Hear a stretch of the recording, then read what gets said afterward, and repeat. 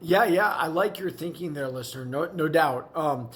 So let me take it back a few years. I remember Floyd Mayweather was really upset that he wasn't promoted like Oscar De La Hoya was promoted, right? Like, he said like, why isn't my there was I think there was a like a rollout thing that covered the entire hotel of Britney Spears and some rock band, and he said to his promoter, "Well, why don't I have that, Bob Arum?" And Bob Arum said to him, he goes, "Hey, look, man, you want stuff like that?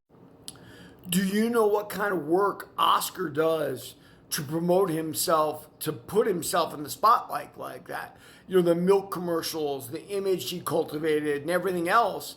Oscar worked at his image. He worked at that to get famous and popular.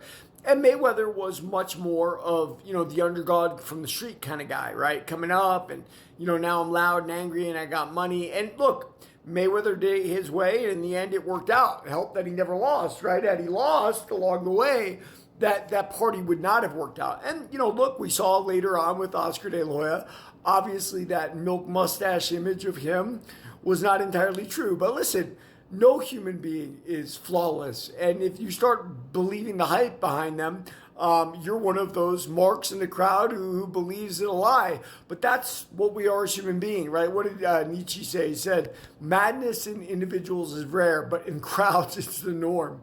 So, people go crazy and they believe certain things, right? And they believe it together and they unify over it. And I think Oscar De La Hoya's pureness was one unified factor. I mean, I remember I went to 2 or 3 Oscar De La Hoya fights, and let me tell you, there were a lot of women there screaming and yelling, like going together for Oscar. And that had never really happened before in boxing, and I thought it was really cool that he could bring that different crowd out and make that happen. Now, Floyd Money never flipped over, right? He did it his way. In the end, him buying stuff and being a gangster with all the cash turned into his image, and it worked out perfectly for him. So happy ending for both those two.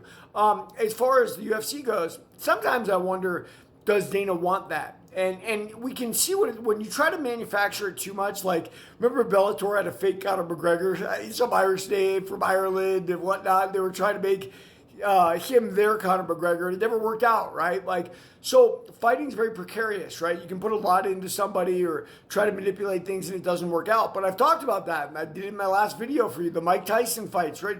18 fights that were setups for him, right? To make him look like a dominating machine, to the point where he got into the heads of his opponents and he was a dominating machine. Not that he wasn't great. Of course he was great.